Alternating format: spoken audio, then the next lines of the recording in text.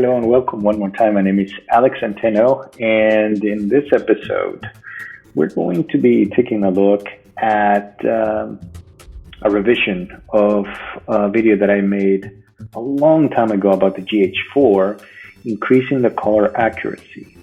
I'll put a link to that video in either a card or the description so that you can check it out if you want. But what I was arguing in that video was that you could increase the color accuracy from 4 to 2 subsampling of the Gh5 to something more complex. I called it 444, but in the video I actually explained that it probably isn't 444. So anyways, I got some comments from some viewers of that video saying that really there was no change in the color information from doing that technique. Some others, of course, raved about it and said that they were really happy about that technique, but some others were saying that there was absolutely nothing that had been done to the video, more than just adding saturation.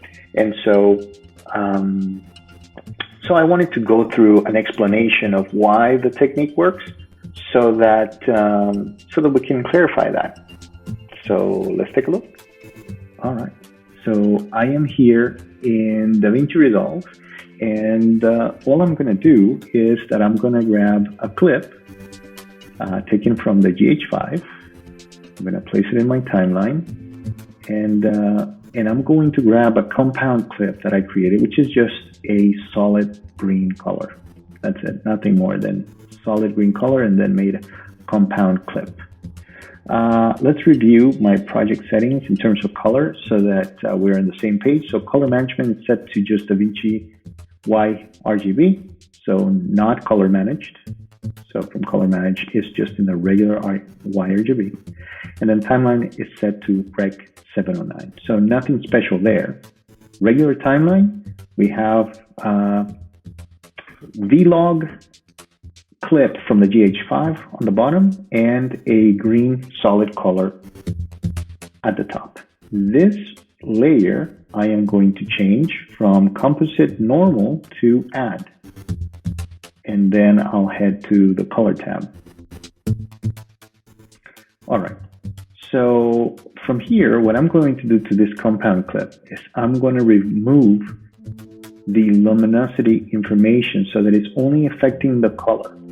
Okay, and to do so, I'm just going to go to the bars and get rid of the gamma information in luminosity.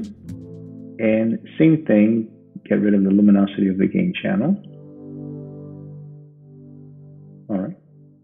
And as you can see, now my image looks 100% green, right? It actually has detail. So the detail is there from the previous layer, and I'm getting the color 100% from the top image.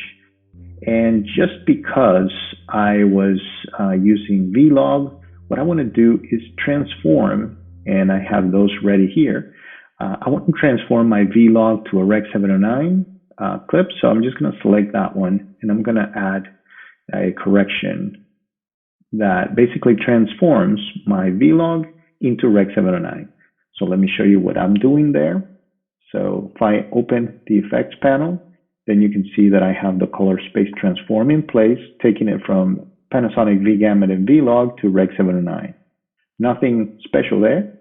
And then a little bit of curves just to kind of correct for contrast, making it look the way that it's supposed to. So nothing there special in the bottom layer. So now for the explanation of what the technique does. So if I go to my compound clip, which is green, and I go to saturation and I set this to 0, now you can see that it's affecting the bottom clip in 0 saturation. So this is the perfect clip. All the lightness channel or all the detail is being grabbed from the luminosity of this clip, and the saturation also from this clip, right? So we have like a pretty normal Rec 79 image. And just to point out something, this one is 422, 400 megabits per second, and it is not long op, it's ALL Intra. And what that means is that every single frame is being recorded, as opposed to the computer or the algorithm figuring out those frames in between, like long op. So in this case, it's an ALL Intra recording. Therefore, every single frame is actually rendered. If I go here now and I change the saturation in increments, for example, to 2, now you can see that a little bit of green has been introduced. If I change it to 10, for example, now you can see that I have a lot more green. But what I want you to notice is that the color is being recalculated. It's not just that I am adding saturation. In fact, this is pretty desaturated. Of course, when I'm grabbing saturation at 10%, and I'm also grabbing saturation from the original clip, then I'm going to get an additional saturation. But I could remove saturation and make it less saturated. And still, if I go here, for example, to 25, for example, you can see that not everything in this scene is actually green. It's actually a combination. It's a recalculation of the saturation. In other words, we have proven that the lightness or the detail is still there. It doesn't change. But in terms of color calculation, it's happening. It's not just adding saturation. It's actually recalculating a combination of the pixels of the green with the original ones, right? That makes sense. So if you were to do the technique described in the previous video, which is just grabbing, I go here, remove this. I grab this video, duplicate it, right? And I can just get rid of the audio just for the sake of the explanation. So let me just go ahead and do that. All right. So the technique, basically what it does is that it grabs a copy and then moves it one frame.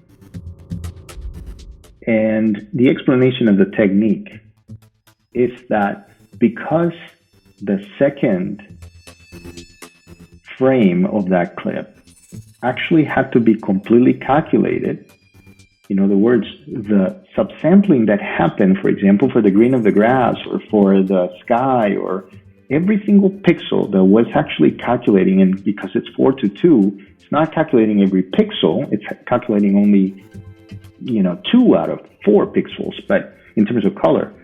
But the second frame made that calculation again, because this is 10-bit, then the calculation happens to be a different color for that particular pixel. And so when you put them together, the top and the bottom, then you get a more accurate recalculation of the color for that particular pixel. In other words, it's not just adding saturation to the image, it's actually adding accuracy of the color.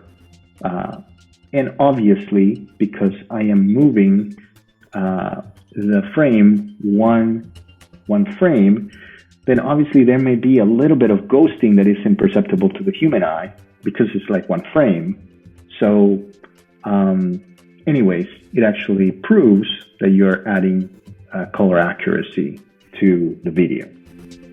So let's just take a look at that. So I'm just going to add this.